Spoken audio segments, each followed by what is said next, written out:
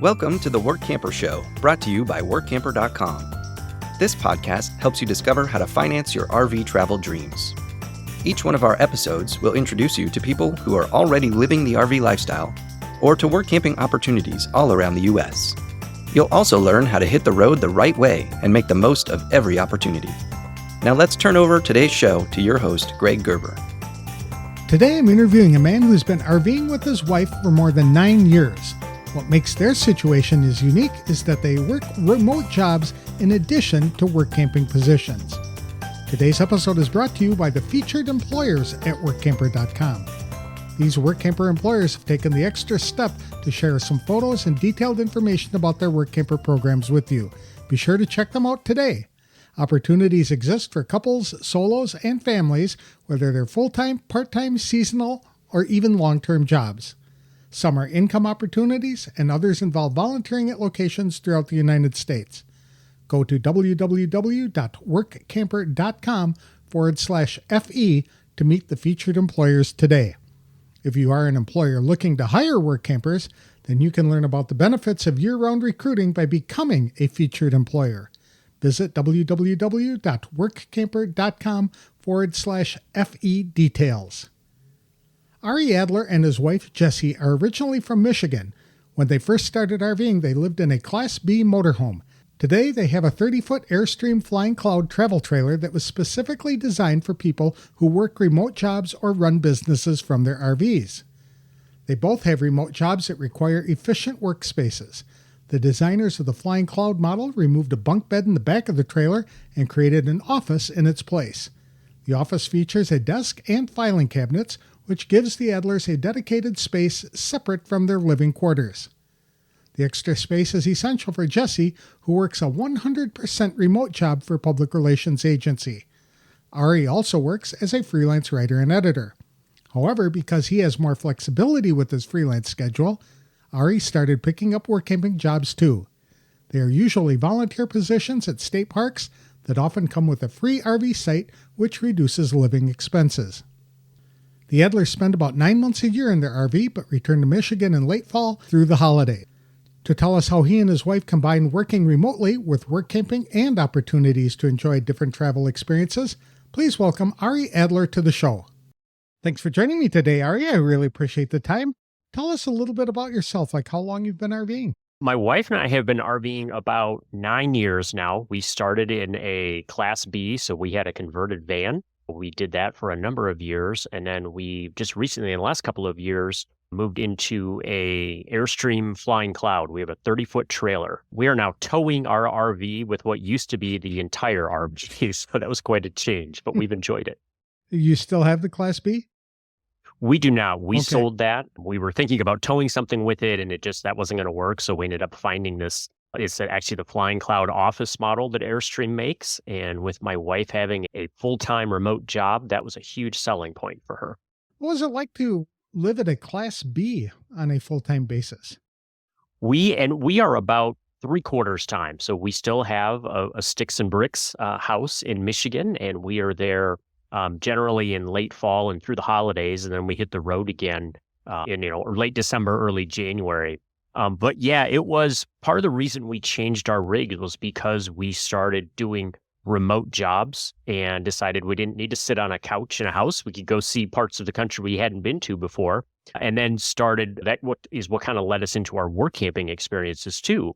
And we found that being settled somewhere for months at a time, that Class B was getting a little small. It was getting tight quarters. We loved having the Class B when we did more fast travel and doing vacations, and then we started RVing for longer time periods, and we really enjoyed the flexibility of that. But once we were parked somewhere for a while, we wanted a little more elbow room. I can imagine that would be a little tight in a Class B. Were you traveling just with you and your wife, or did you try and bring a pet with you too?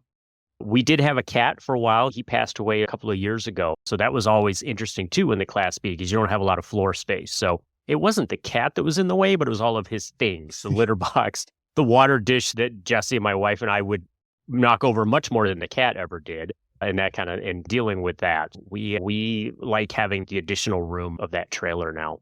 What does the office edition of the Airstream entail?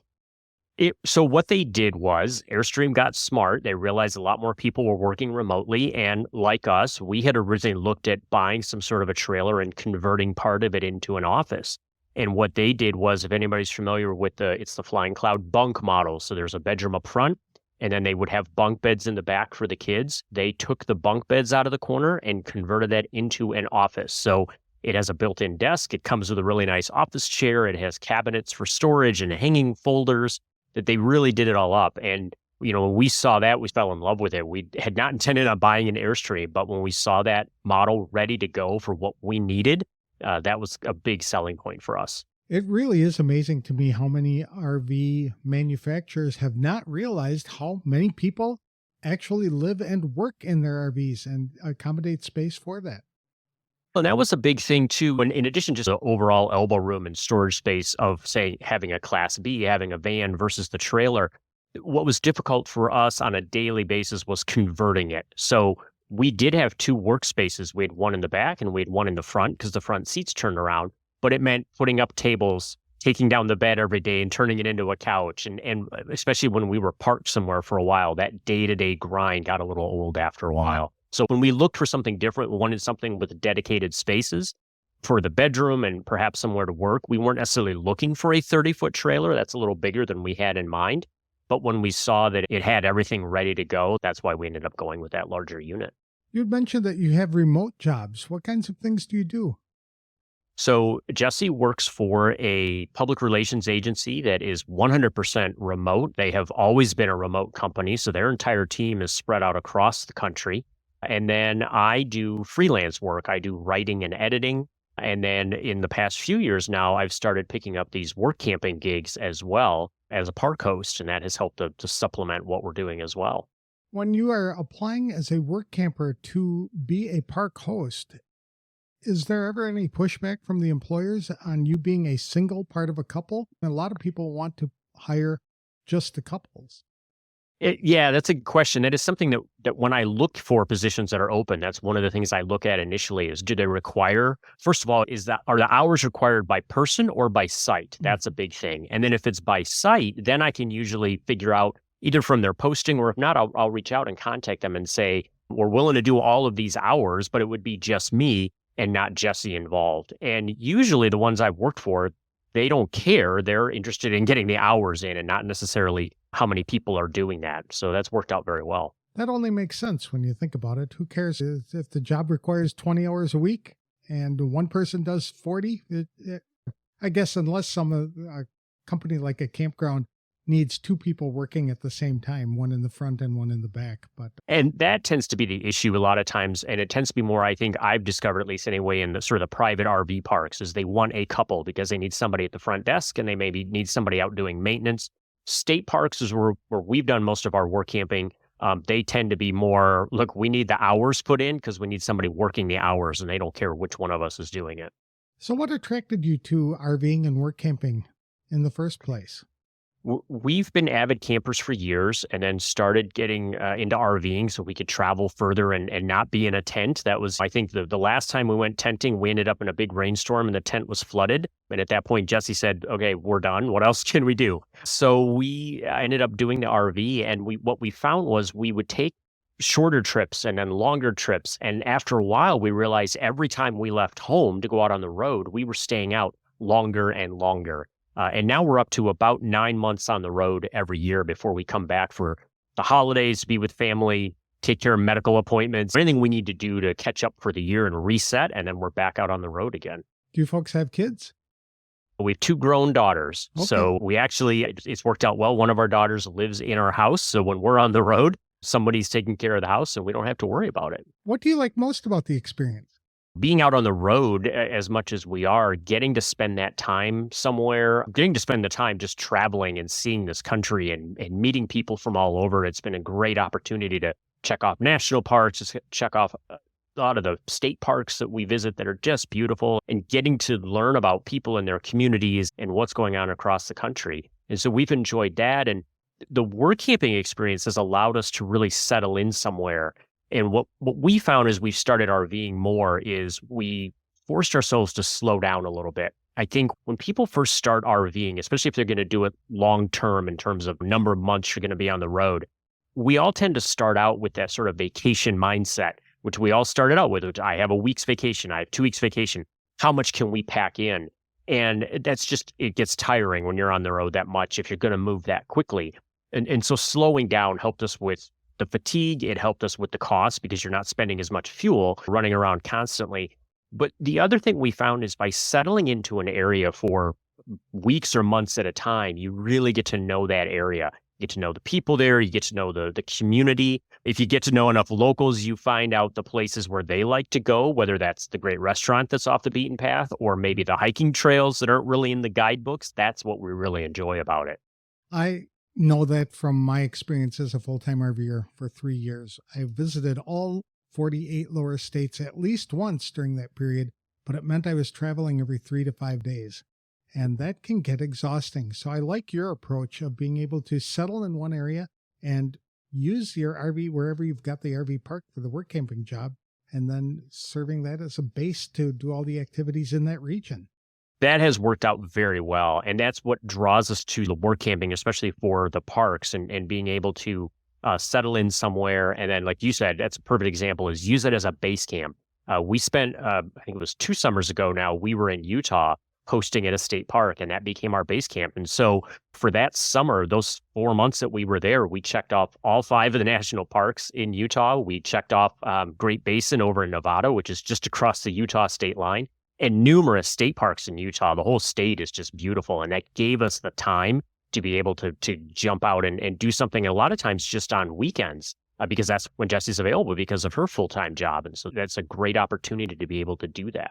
Even though she's working full-time every day, RVing allows you to get out and explore an area and do something new every night, I would think.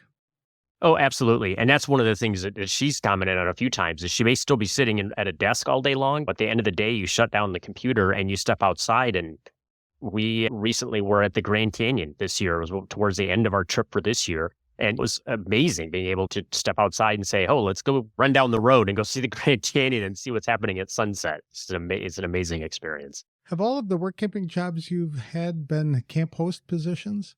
Yes. And it depends on how the states have it set up. We've done both Utah and Texas. We've returned to Texas a number of times.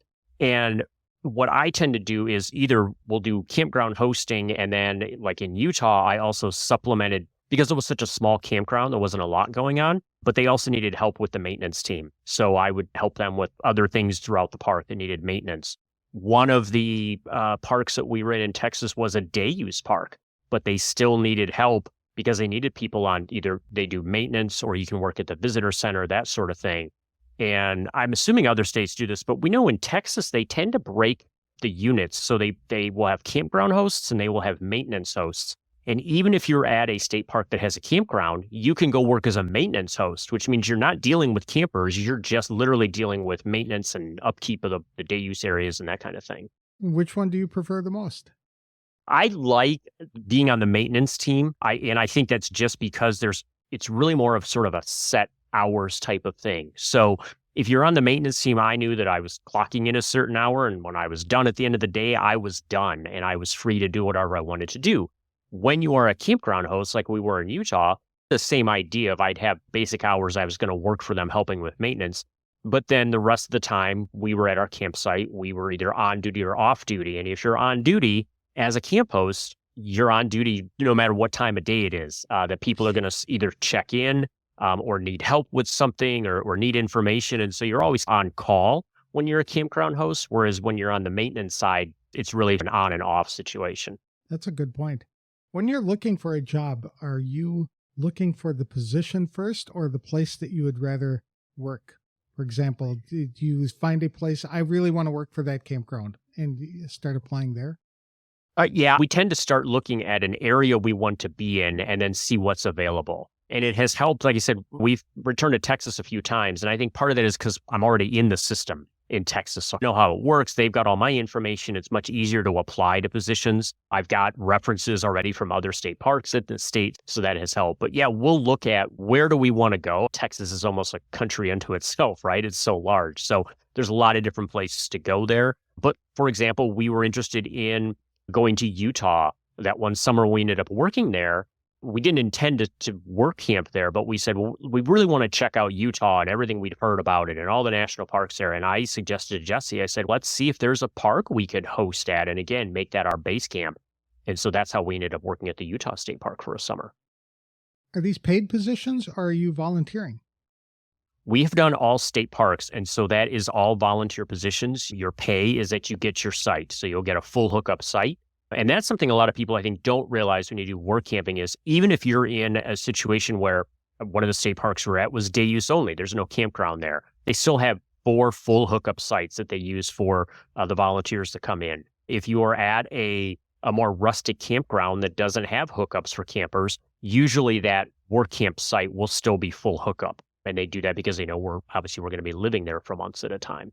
Most of your work camping jobs have been in Utah or Texas. Which parts of those states did you really like the most? We fell in love with hill country in Texas.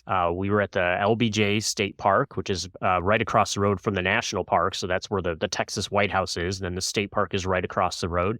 And we got to really explore that whole area and get into the history of it. And so we've actually returned there a couple of times now to that same park. So that's really a really nice area. And then just pick a place in Utah. I'd go back to Utah in a heartbeat. For that really registered with me for some reason. It's just a beautiful place. Are there any other places that are on your bucket list that you'd like to get to? We would like to start checking out some of the national parks. I know that we've talked about going to Grand Tetons. We've done Yellowstone. We've done Glacier, done those. We've been through the Grand Tetons, so we've seen them, but I really want to go explore. We do a lot of hiking when we're out and about, so we want to do some of that. And so some of these parks, I've looked at work camping as sort of the ticket to get in. The more popular national parks, sometimes that's the only way you're going to really be able to get a reservation somewhere is if you're working there. And so like Grand Tetons is on our list. I mentioned that we had done the Grand Canyon this past summer. I'd never been there before. I fell in love with the Grand Canyon. I would love to go back there and work. And part of that is because you can get in somewhere where maybe you might not be able to otherwise as a camper. But I like the idea of being able to live someplace for a while. And one of the advantages of being a park host is you're there before it's open, you're there after it's closed. A lot of the national parks are open 24 hours, but there's that access that you might be able to check something out when it's not as busy. You might be able to get behind the scenes in some places. And so that's a huge perk for me. I've heard that from a lot of work campers who are volunteering at the state national parks is that the rangers tell them the off the beaten path places that they need to go that are just spectacular, but they're like real hidden gems. So it's like you're an explorer stumbling on something really cool. Oh, sure. Or just being able to catch a sunrise or a sunset. It's not something you're necessarily going to do if you're camping regularly because you're adjusting schedules a lot. But if, hey, I'm going to be here for months, we're going to find the perfect day based on weather to go check out that sunrise or that sunset. And you don't always have an opportunity if you're there for a weekend or even just a week. Another thing that a lot of RVers forget is that the cost to stay at some of these parks, even if you're volunteering, to get a free campsite for months in a major tourist attraction in the middle of tourist season is a bargain. Oh, it is absolutely. Jessi and I often joke, like when we're work camping, we mostly do it in the winter. We've done a little bit in the summer. The joke is that I pay the rent while we're out in the RV because I'm doing the work at the park and that's covering the cost of our site, which absolutely does add up.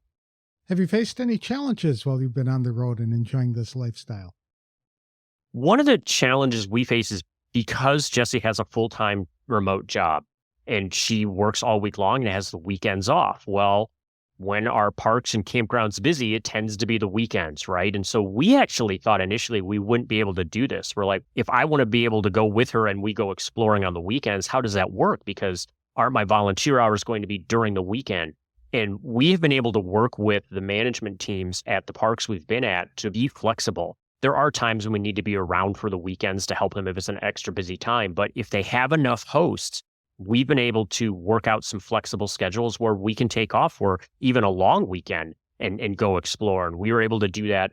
Utah was a prime example of that. We did almost entirely long weekends to go check out the national parks and some of the Utah state parks because they had enough campground hosts that we were able to rotate. And one of our co-hosts at the campground didn't mind taking most of the weekends. And he said, I'll take Tuesday, Wednesday off. I don't care what my days off are. And so that was really great. So that's the message I wanted to share with people is no matter what your situation is, there's an opportunity there probably, given the situation the parks are in, if you can work with them and ask them about that flexibility, they might be willing to work with you because every state park we've been at, whether we're a campground host there or we've just talked to campground hosts, they all need help. The staff, they're understaffed, they're under budget. They need everything that they can do to get the help. And offer your services and see what they can do to work with you on it. And you might be surprised. When you're talking to people, are you doing this during the interview process that you explain to them that you'd like to have some weekends off, or is it something that you approach them with once you arrive? No, I always do it beforehand. Usually in my initial contact to them, I tell them what the situation is because it's a little bit different because we are a couple, but only one of us is going to be doing the volunteering or the work for the most part.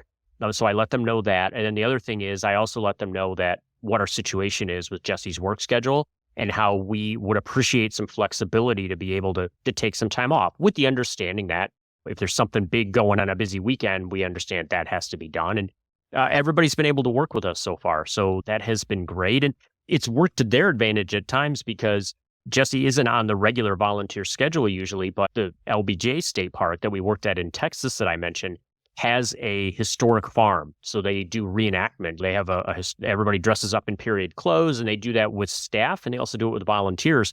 Jessi fell in love with doing that. So there were times when she wasn't on the schedule, but they were happy to have her help. And so she would go and spend time at the farm and help do tours. And so they got some freebies there with her helping out. And that was fine. We were happy to do that because part of what we do with the work camping and part of the reason we like doing it at state parks, and it'll be the same if we do national parks, is that sort of giving back philosophy too. We know these parks need help. We know that they don't have enough time, they don't have enough staff. And so what can we do to give back? And we've enjoyed all these places for so many years. So how can we help them out now? I have heard from a number of people who have volunteered. They said the biggest perk that they get is the amount of appreciation that comes their way. And they say they don't normally get that to that level working for private companies. What do you think about that? I don't have the experience of working for private companies, but I could see that happening. Certainly, as I mentioned, the parks we've been at never have enough employees. There's just so much to do. It is a nonstop list. I've worked at parks where you work the maintenance team and they'll have a big whiteboard of all the ongoing projects. And I remember when I first started doing maintenance, Jessi would ask me, she said, what's on your agenda for today or tomorrow, or whatever? I'm like, there's a list of things that needs to get done that we're always working on. And then there's all the stuff that's going to happen that you don't expect. Something's going to break. Something's going to happen because of weather. We might have a plan of, okay, tomorrow we're going to do this project and finally knock it out. And you get up in the morning and realize, oh, the big windstorm overnight just brought down a bunch of tree limbs. Those have to all be cut and hauled away now. So that's what we're going to spend our day on instead. It's just nonstop. Exactly. You had mentioned the free RV site as being a big perk. Are there any other perks that you've been getting from volunteering at these places? I do think that, I think I mentioned this, sort of the behind the scenes access to things. A lot of times you can get into parts of buildings that visitors can't get to, or you learn the history of some place that maybe you're getting the inside story, that sort of thing. And then the other thing we found is that depending on the state and depending on how the parks are managed, you can sometimes get access to other state parks for free. So whether you have the annual pass or the camping pass, you may not need to buy that if you are a volunteer, that they will go ahead and do that. Now, in Texas, for example, I think it's park to park. So some of the parks are reciprocal. So they'll let their volunteers go back and forth and they don't worry about charging them entry fees. In Utah, I don't think it's like that necessarily, but our manager at that state park that we were at had purchased basically an annual pass, a camping pass that we as volunteers could check out and use. So as we were traveling around, we could just grab that pass and we took turns using it. And that was a great perk to be able to do that as well. Save us some money that way. That's a really neat idea. I wonder why more places aren't doing that kind of thing. That would be... It is a nice perk. I think they'd get more interest from people if they could offer that. Do you have a job lined up for when you hit the road again in the spring? Yeah, actually, we usually try to start in January. So we'll start right around the first of the year again, and we're headed back to Texas. We're going to be doing a couple of different parks. While we're there, we're doing different parks than we've been at before, but they're in areas we wanted to visit and see. So I've got one lined up for January through March, and then we move to another one for April and May. And then we'll continue our travels from there. But yeah, we have 2 jobs lined up already. So you'll be in Texas most of the time in 2025 as well. For the first half of the year, we'll be in Texas, right? All right. If you had to start over again, is there anything you'd do differently? I think we would probably look into Workamping earlier than we started doing that. It was just one of those things where we heard about but didn't really know much about until we ended up being on the road more, and I ended up spending more time just chatting with campground hosts. And that's how I found out that there's so many opportunities to do that kind of work. There's so many opportunities depending on your personal situation. I think I went at it from the standpoint of, I think what a lot of people do, which is, it's for the older retired couples who do this thing, and that's just what they do. But there's so many more now. I'm seeing that we've got young couples, middle-aged couples, older couples, and you've got solos who are doing it. You've got people like us where one member of the team is working full-time and one member is doing the volunteer work. So there's a lot of different opportunities there. I wish we had looked into that sooner. I think that would have put us out on the road more sooner, but that would have been okay too. If I had any regrets, I think we just didn't hit the road soon enough. Do you have any advice for people who are thinking about doing this lifestyle?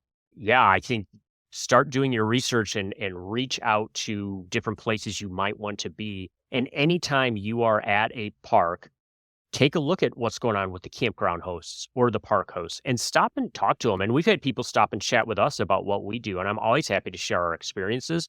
But you learn, what are the opportunities for you? How does the system run in terms of what sort of situation will they accept? Do you have to be a couple or could you be a single doing it? That kind of thing. But you also get a feel then for, is there an appreciation there? Because there are some parks that, the team does appreciate their volunteers more than others. I think it's unfortunate there are some parks where the management team takes it for granted that you're going to be what the volunteers do, and they're less flexible with work schedules, that kind of thing. But that you can really get that information from the park hosts if you chat with them, and absolutely learn everything you can about it and then see if that's an opportunity for you. And then start submitting applications to the states, because every state runs a little bit differently. So you have to just get into their volunteer system and find out what they need. A number of them, I know for like Texas, for example, we had to do a background check. They do a criminal background check on everybody. And so we had to get that done, and it wasn't a big deal, but it was just a timing issue of having the time to get that done before we started. And so just do your research and start asking questions. Do you find it easier to get jobs once you're already in the system? For example, moving from one state park to another? Oh, yeah, I believe so. Yeah, Texas is a prime example of that. We've been there a few times now. And so when I reached out to these new parks that we're going to be at next year, I said, hey, this is our situation. And again, it's just me.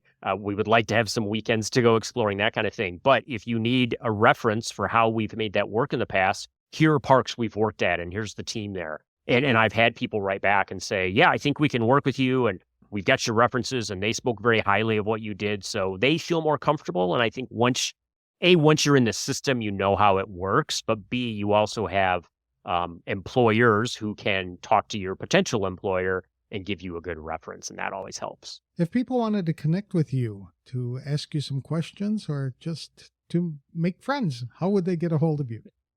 Yeah, we have a website. It's Trekkers with 1K, so it's TREKERS.org.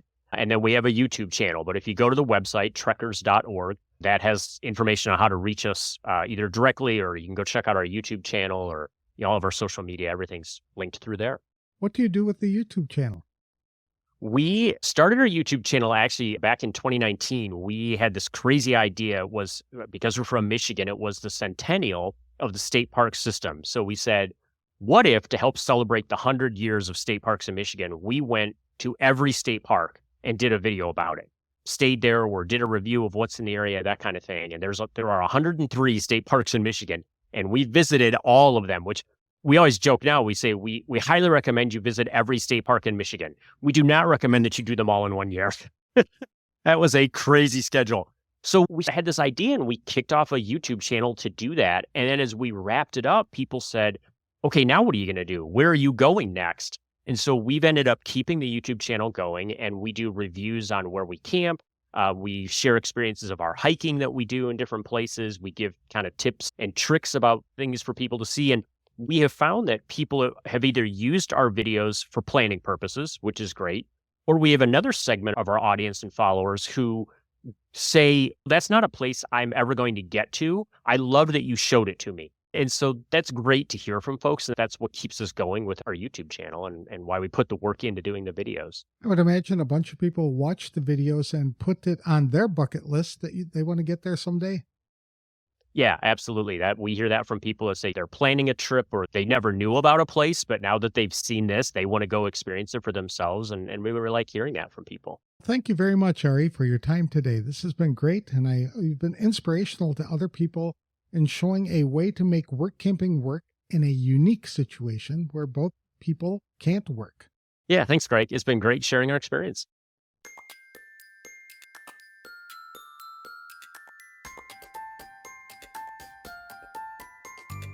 I enjoyed speaking with Ari Adler about his unique arrangement combining modern remote jobs with the traditional work camping experiences. Ari and Jessi's approach to working from their RV is opening a lot of eyes by showing people it is possible to enjoy the income of professional remote jobs and the perks afforded to work campers. Many employers give work camping couples an RV site, which is either free or rented at a significantly reduced price in exchange for a commitment to work a specific number of hours. Some campgrounds need both people to work together, for example, so one person can work at the front desk while the other person works outside. However, many places don't care who does the work as long as all the tasks are completed. It's jobs like that Ari finds attractive. To make sure there are no misconceptions, Ari explains to prospective employers up front that he's the only one who will be available to work. Then, campgrounds can decide whether the arrangement will work for them too. Ari said volunteer positions tend to have more flexibility in allowing one person to put in all the required hours. The experience has allowed Ari and Jessi to travel all over the country to meet many people. Because they are work campers, they can settle in an area for an extended period of time, which allows the Adlers to immerse themselves into the local culture. Ari said he and Jessi realized years ago that if they were going to work from a table or desk at home, they could easily do it from a different location in an RV. That gives them something new and exciting to do after work and on weekends. If Ari had to start over again, he said he would have begun work camping years earlier, knowing these kind of living arrangements were possible. Because the Adlers don't really need income from work camping jobs, they're able to live in some spectacular places by exchanging a few hours of volunteer time for a free RV site. To connect with Ari and Jessi, visit their website at www.trekkers.org or check out their YouTube channel at www.youtube.com/trekkers. They post videos about places they visited and places where they worked. Today's episode is sponsored by Workamper News. Wouldn't it be nice if work camping job listings for your ideal location just appeared in your email inbox? They can when you're a Workamper News member. Join Workamper News today to start using the best toolkit for finding your next work camping gig. When they turn on job alert emails, members can select to receive help wanted ads for just one state or all the states they want to be in. Each email contains the full text ad, so there's no need to have to click on a link, go to a website, and then hunt around for the ad to see if the job even interests you. The job finding process is easier with Workamper News. Join today at www.workamper.com. That's all for this week's show. I hope you enjoy a fabulous, safe, and memorable Thanksgiving holiday. We'll be back next week with another fun interview on The Workamper Show. Thanks for listening.